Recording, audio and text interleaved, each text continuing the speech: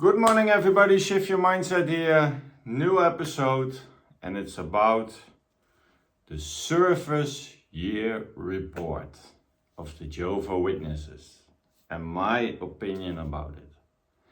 Because I was going through it and it said, we want to share the highlights with the Bethel family. It was announced that an average of 8.8 million publishers shared in preaching the good news each month, with the peak number surpassing 9 million. 9,043,460 JWs were publishers in this service year. So they are so happy that they surpassed the barrier of 9 million witnesses. Also, let's dive into that one first. 9 million witnesses. If we go back to 1986, they exceeded the 3 million in 4 years' time. In 1990, there were already 4 million. In 1995, after 5 years, 5 million. In 2000, 6 million. 7 million around 2008, and in 2014, 8 million. So this time, every time it's 1 million added to the Jehovah's Witnesses. So from 8.2 million in 10 years' time, from 8.2 million to go to 9 million, that's an increase of about 800,000 JWs. 10% in 10 years. That is 1% per average year. 1% per average year in the last 10 years. So we saw a massive growth in the 1990s. Around till 2008, we saw massive growth. Every 5 years, around 1 million. Now it took them more than 10 years to even do 800,000 JWs. 1% growth per year on average. If we look like it at this, because I was also JW, and the only thing I was thinking about is, whoa, 9 million. We hit the barrier of 9. It's always a good feeling it gave you that it was suddenly much more than 8.9. Now it's 9. So I know for sure that a lot of JWs who are reading this service report think, oh, 9 million. But the population of the earth is growing faster, much faster than your annual growth. So is Jehovah speeding things up in the last days of the last days, that many people will come to the JW religion to be saved together with all the other JWs? If we look just at this number, I don't think we're gonna have a decision on that. Also, there are a lot of decreases in the United States, in Europe, everywhere. But there are some increases, and that's why they are still growing a little bit. Because of Africa, Mozambique, Congo, Philippines, a few countries like that. So if we put it in this perspective, what I'm saying, it's not as big of a deal. I have to give you that, applaud you for that. It's growth. but don't hype it up, don't make it too big, because it's a normal thing. You have a lot of born-ins and they keep getting children, so the growth is mostly from the born-ins, and maybe we need that number also.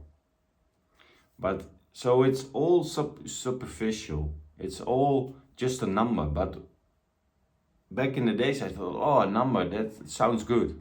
But if you just think about it, and that's why I always admire people who do critical thinking, then it's not a big of a deal. Because break that 9 million down. How much of that 9 million are just in the religion? Oh wait, we go to that.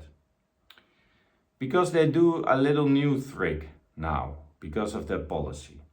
Also, heartwarming was the 43.2% increase in those who returned to Jehovah, with 65,000 who were reinstated.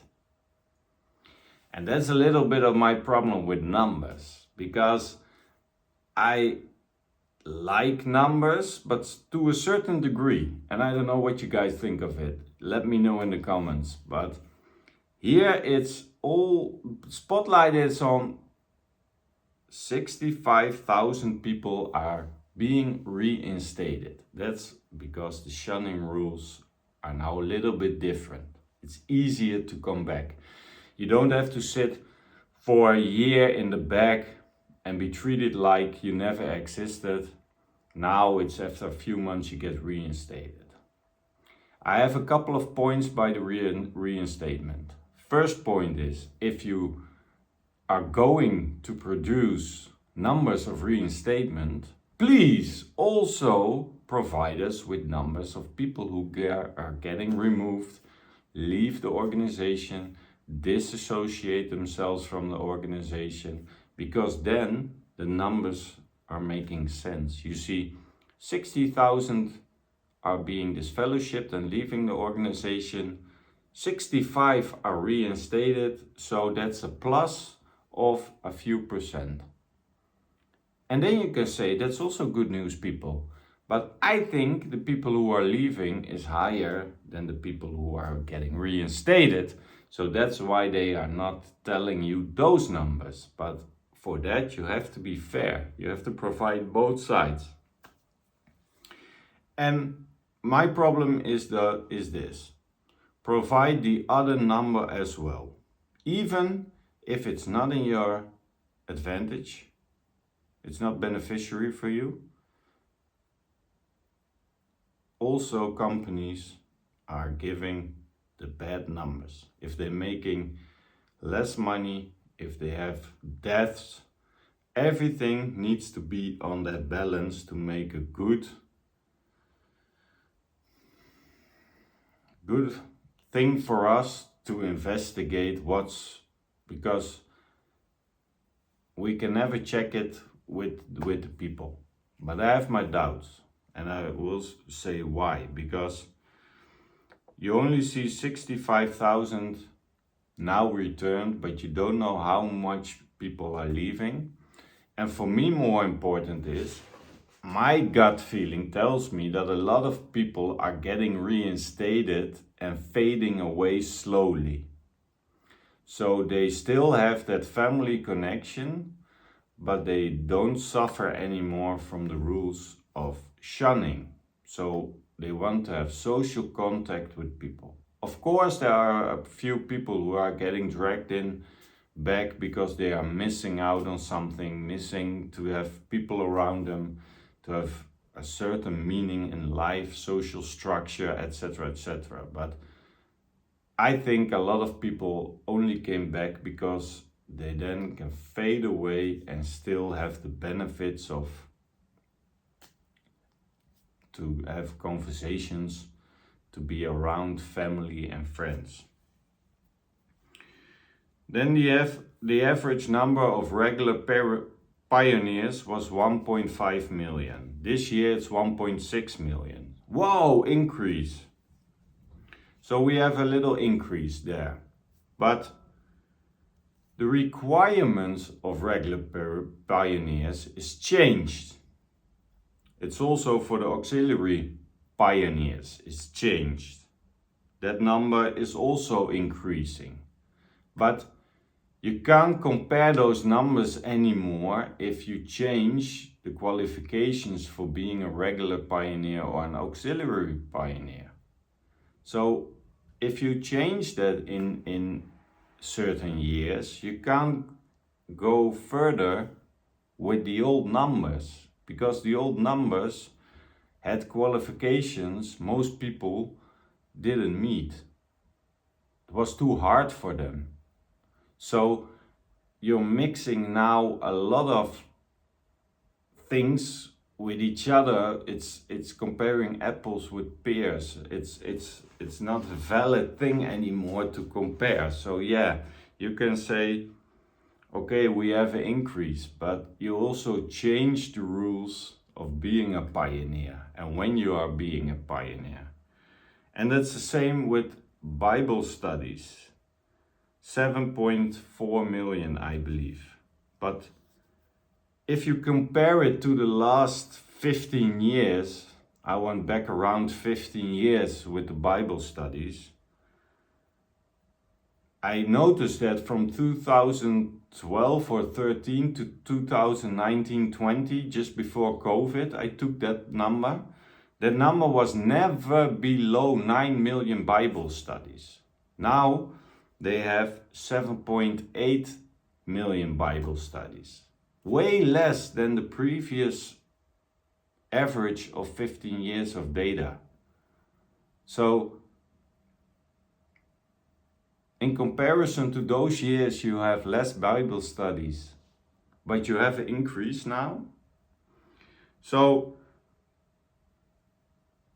also with the baptized people, it's also it's on the service report. That's an increase, but you're only in 11th or 12th place if you look at the last 20 years.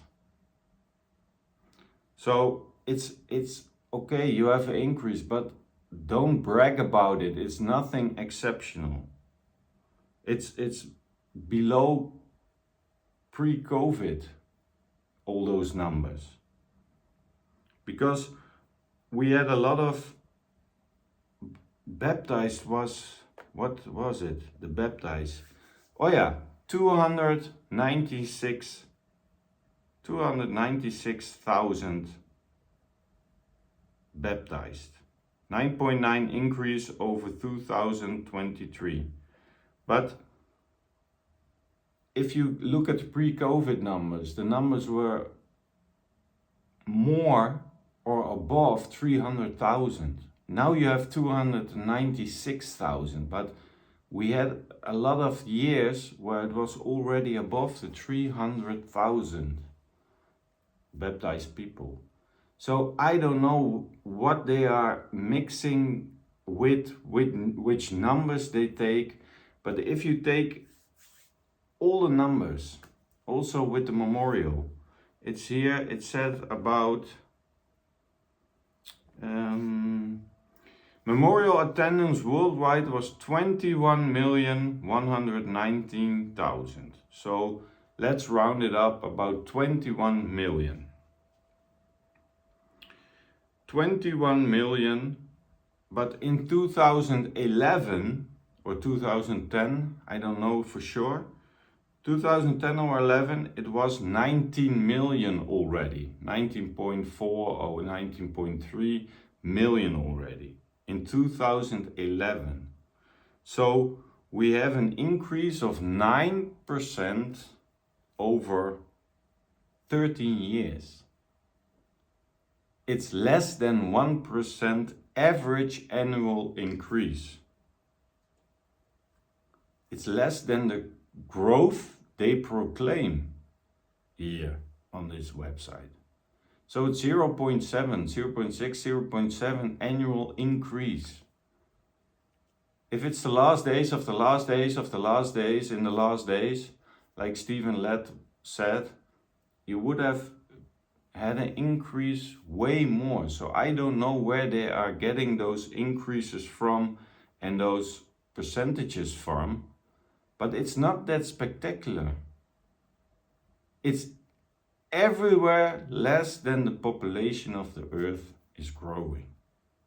So yeah, if we look at this, it's a small increase, I give them that, but it's not exceptional, and it's also not something that you have to say also heartwarming this, also heartwarming that. And my problem is, if I look at, there are less kingdom halls or congregations over the past years, the last years. So they're selling more kingdom halls than they are building. And that's for me also a parameter that I can say, okay, maybe you put some people together, but if we are honest to each other, and I do a lot of research around me and also in my home country, the halls are getting empty. The only people who are there are the people which are elderly people. Those people who stay, have that 50-year-old rhythm to go to the congregations. There aren't many people around in the congregation. Elders are getting busier because now they have to have multiple conversations with people who want to leave or want to be reinstated and stuff like that. What percentage of these 9 million are people who are already physically in but mentally out, who are PMO? How many PMOs do you have in your congregation? Do you have numbers for people in different layers? Are you getting more elders? Are you getting more ministerial servants? How many people are really active? Because these numbers don't mean very much to me, because you are active when you now tick a little box. So what's active? I was an active one, and I was being exemplary JW when I did around 8 hours a month, 8 to 10. That was the average in my country. If I had to become a ministerial servant, I had to be above the 10 hours most of the time, most of the months. Otherwise, you wouldn't be a ministerial servant, and also not an elder. I don't know in your country what the average was, but for us it was 8 to 10. You had to do at least around 4 or 5 return visits, because then you were showing the CEO who was coming into town that you did your best to go back to the people who had a little bit of interest in a magazine. Now you are active when you are ticking the box, so you feel less guilty if you just tick that box every month, because otherwise you had to make up 4 or 5 hours to get off the heat of the elders in your neck. That you're doing just enough to stay out of trouble. So all those numbers, it's great that they have a little bit of increase, but for me, it's more important that where is it based on? And you changed the hours. Counting hours is gone. So the only ones who are counting hours are the pioneers. So also the Bible studies, the rank and file people just do it with their born-ins, the Bible study. And they count it as a Bible study, the weekly family meeting. It's 4 Bible studies. I know a lot of people who were just making it up because they educated the children on a family meeting and they wrote it down like Bible studies. So you can give me a nice annual report, service report with some numbers, we see only increases overall, but it's a general thing, those numbers. It's not specified, it's not demographic, it's not, maybe we have to wait till we see the rest so that we can see, oh, United States minus 1% or minus this. But if you look at what you did in the past, you hit higher numbers on Bible studies, you did higher numbers on growth of publishers every year. So it's already going into decline overall for several years. So based on that, I know Armageddon isn't coming very soon, because otherwise you would skyrocket those numbers with much more increase, much more Bible studies, much more attendees. And it's also, attendees doesn't say anything, also not on the memorial. People are coming because they feel obligated. People were asked, it's always the people who are not doing enough, the people who are maybe disfellowshipped or whatever.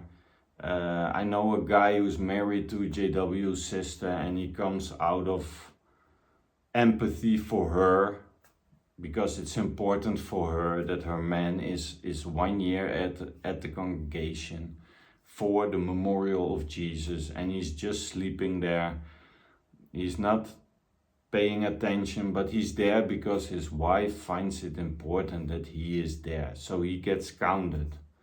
And I see a lot of counting. I did a lot of counting myself, and I always had trouble with some brothers because the numbers didn't add up. I had 80 attendees and he had 90 attendees, and because he was higher in rank, he put on 90 on the sheet. So I also watched the annual meeting 2024, and I had to fill in with how many people I was watching the annual meeting. So I said 100.